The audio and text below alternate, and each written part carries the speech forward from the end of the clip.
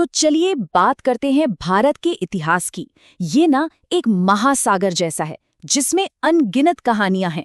आज हम सब मिलकर इसकी 700 साल लंबी लहरों पर सवार होने वाले हैं। एक ऐसा सफर जो साम्राज्यों के बनने से शुरू होता है और एक देश की आजादी पर खत्म। तो चलिए इस कहानी में उतरते हैं।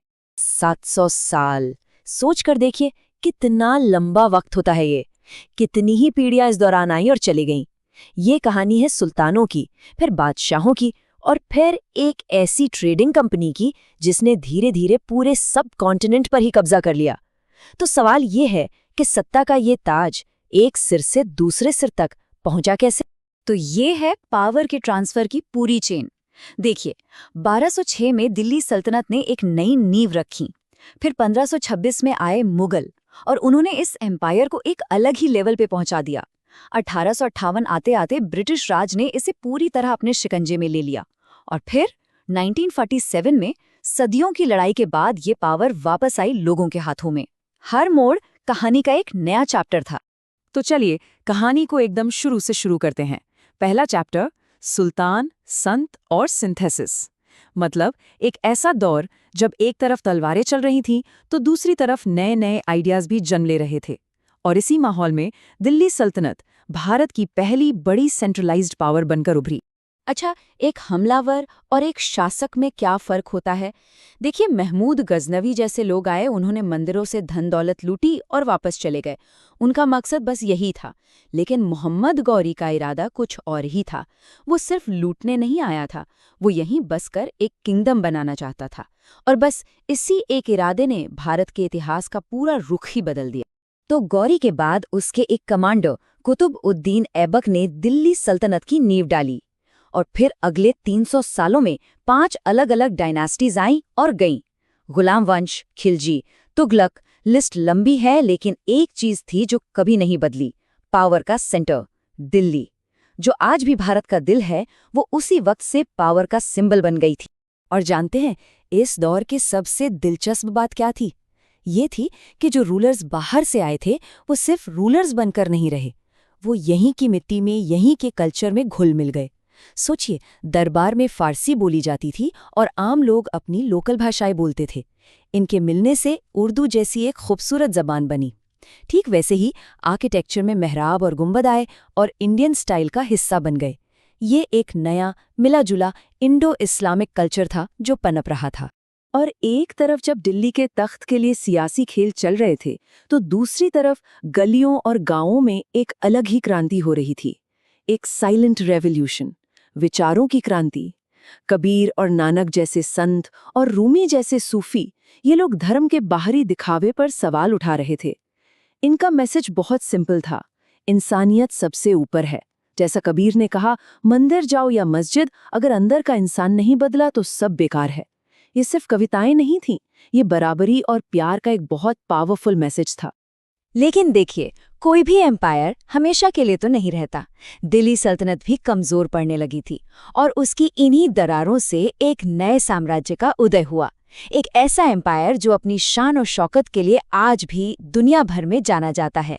जी हाँ, हम बात कर रहे हैं मुगलों की।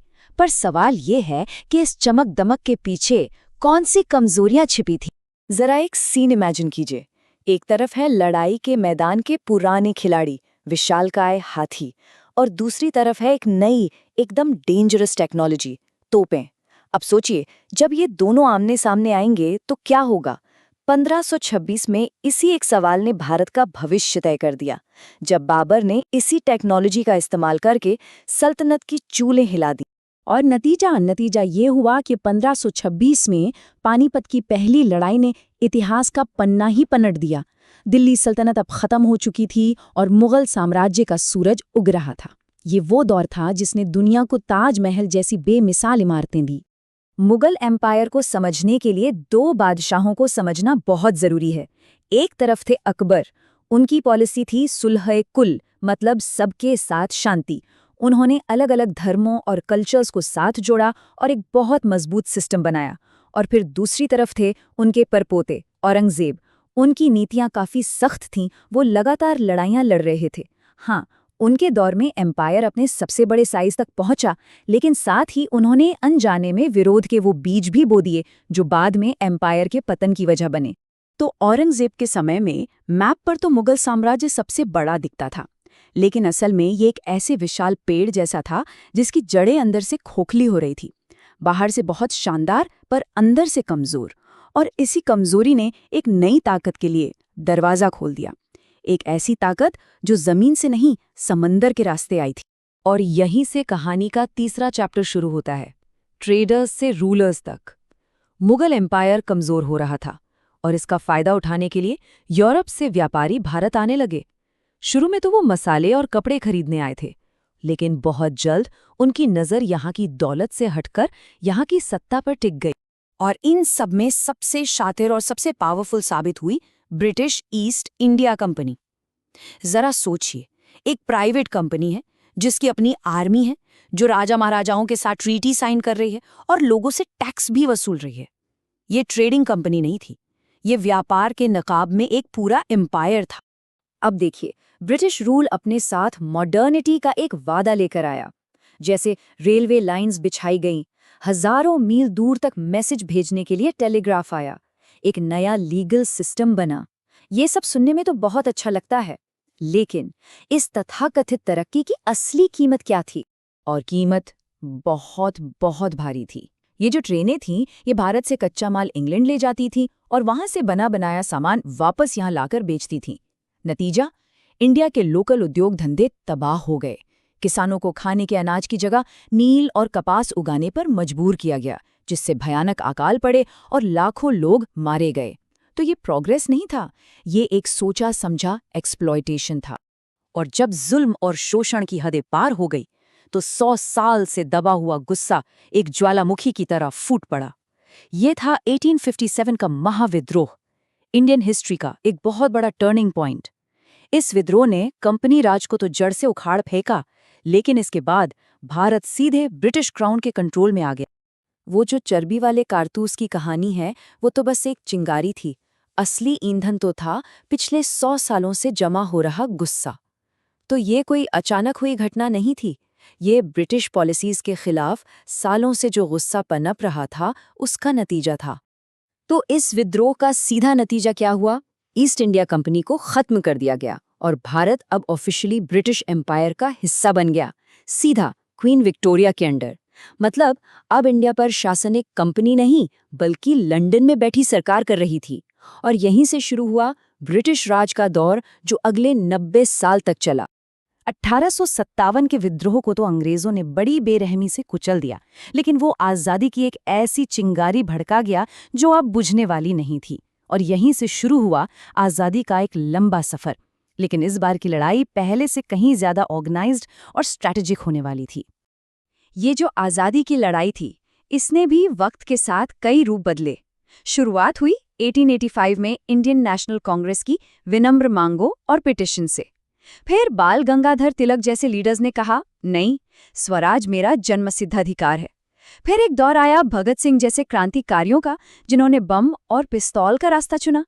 और आखिर में आए महात्मा गांधी, जिन्होंने सत्याग्रह और अहिंसा को हथियार बनाकर इसे एक ऐसा मास मूवमेंट बना दिया जिसने ब्रिटिश एम्पायर की बुनियाद हिलाकर रख दी।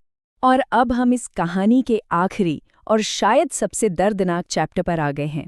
वो चैप्टर जहां आज़ादी का सूरज तो निकला, लेकिन अपने साथ बंटवारे की आग भी लेकर आया। ये एक ऐसे देश के जन्म की कहानी है जो सचमुच आग से पैदा हुआ था। असल में दूसरे वर्ल्ड वॉर के बाद ब्रिटेन की हालत बहुत खराब हो चुकी थी। उनकी इकोनॉमी पूरी तरह टूट गई थी। इधर इंडिया में भारत छोड़ो आंदोलन अपने चरम पर था। सुभाष चंद्र बोस की आईएनए और नेवी में हुई बगावत ने ये साफ कर दिया था कि अब इंडियन सैनिक अंग्रेजों के लिए नहीं लड़ेंगे। मतलब चारों तरफ से घिर चुके अंग्रेजों के पास अब भारत छोड़ने के अलावा कोई और रास्ता बचा ही नहीं था। अगस्त 1947, वो लम्हा दो एकदम अलग भावनाओं से भरा हुआ था। एक तरफ एक आज़ाद देश के जन्म की बेइंतहा खुशी थी, नेहरू की ट्रिस्ट विद डेस्टिनी वाली स्पीच थी, तो वहीं दूसरी तरफ अपने ही वतन के बट जाने का गहरा दर्द था और इंसानियत के इतिहास का सबसे बड़ा माइग्रेशन, उसका सदमा था। सोचिए, रातों रात लाखों लोग अपने ही घरों में, अपनी ही ज़मीन पर अजनबी बन गए। एक रिफ्यूजी का वो सवाल आज भी गूंजता है, अब हम कहाँ के हैं। ये सिर्फ एक सवाल नहीं था, ये उस दर्द की चीख थी जो पार्टीशन ने करोड़ों लोगों को दी थी। और इस तरह ये 700 साल लंबा सफर अपने मुकाम पर पहुंचा। वो सत्ता जो कभी सुल्तानों के हाथ में थी, फिर बादशाहों के, फिर वाइसरॉय के, वो आखिरकार एक चुनी हुई पार्लियामेंट के हाथों में आ गई।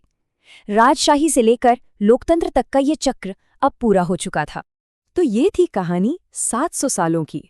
पर क्या कहानी यहाँ खत्म हो जाती है? शायद नहीं। एक सवाल छोड़ जाते हैं। एम्पायर्स तो खत्म हो जाते हैं, लेकिन क्या उनकी परछाइयाँ पीछे रह जाती हैं? क्या हमारी सोच पर, हमारे कल्चर पर, हमारी पॉलिटिक्स पर आज भी उनका असर है? इस सवाल का जवाब शायद हमें अपने आज में ही ढूंढना होगा।